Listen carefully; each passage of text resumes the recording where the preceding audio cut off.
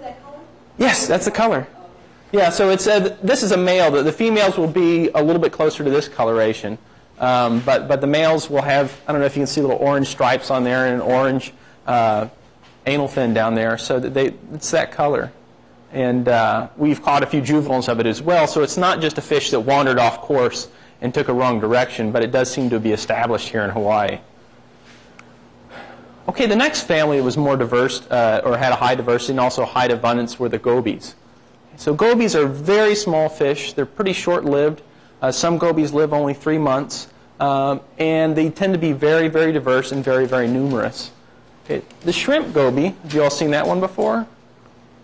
It lives over soft sediment bottoms in conjunction with an alpheid shrimp that actually makes the burrow, and then the goby just moves in. So we saw lots of those, some golden gobies. Probably the next prominent goby would be either the cloudy goby or the eyebar goby. Both of these were incredibly abundant in Halimeda habitats. And we'll show the difference in abundance between sand and the meadow here in just a minute. Another group of fish that were pretty abundant were the dragonets. Again, I don't know the Hawaiian name, so if somebody can help me out, I appreciate it. But we found 4 species of dragonets down there, possibly a 5th. And they tended to be most abundant in the sandy areas that didn't have any algae around it. So areas where there were blowouts or these sandy perimeters around the Halimeda meadows. Okay, other common species. We saw a lot of peacock flounder down there. Initially, I was all psyched out because it was the only thing I could hit with my little spear. And I'd be like, oh, there's another flounder. And then finally I realized it was the same species every time. But they would just sit there thinking they can't see you because they're very cryptically colored. So we had 1 species of flounder we found, but it was quite abundant, and also a species of sand perch. Now these are probably the most easy to see fish down there because when you swim down there with a scuba tank on or even snorkeling, they come up to see you. You'll see them sitting on the top of the branches of the Halimeda, and they were very, very abundant down there, both in the area where there was canopy and in the area where there was just sand, so incredibly abundant. Okay. Also tobies, the puffer fishes were abundant down there, a large number of tobies, and cardinal fish. Okay. When do cardinal fish come out? Is anyone familiar with cardinal fish? At nighttime. Okay. So we had 2 species of cardinal fish in these Halimeda meadows, and some we'd find during the daytime. But I also wondered, I said, well, is there any way that we have fish coming out at night that we're not seeing? And initially we had this idea that we were going to dive in the daytime and then dive again at night.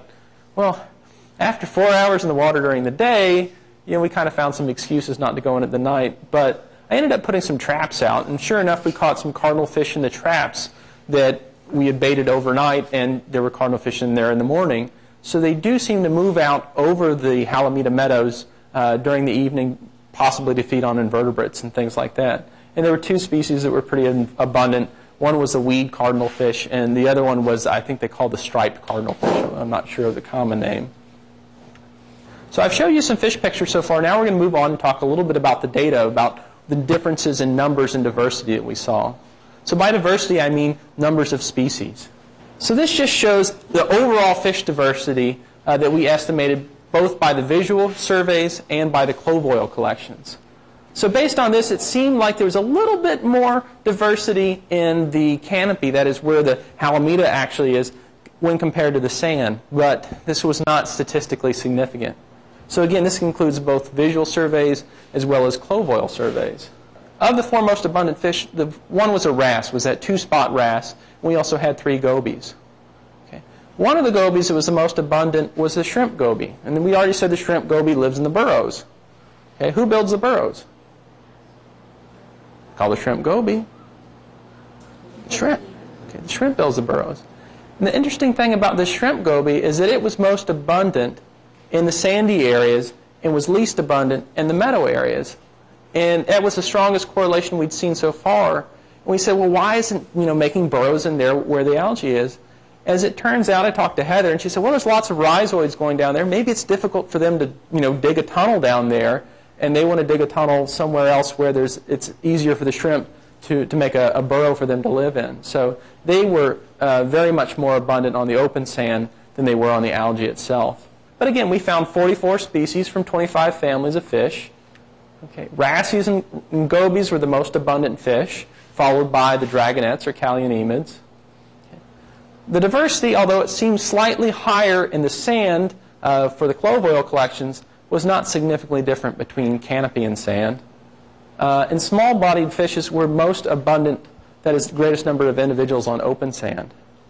Now, something that's interesting, if we just compare the data we would get visually to the data that we got from clove oil collections, it boosts our estimates of species numbers by at least 15 or 20%. So if you were just to go along there and just swim and count the number of fishes and the species of fishes, you would probably underestimate by 20%. Okay. Oh, last thing. Few recreationally important fish species were seen. And we saw very few herbivorous fishes below about 30 or 40 feet. Okay. Especially fish that would live down in the algae itself.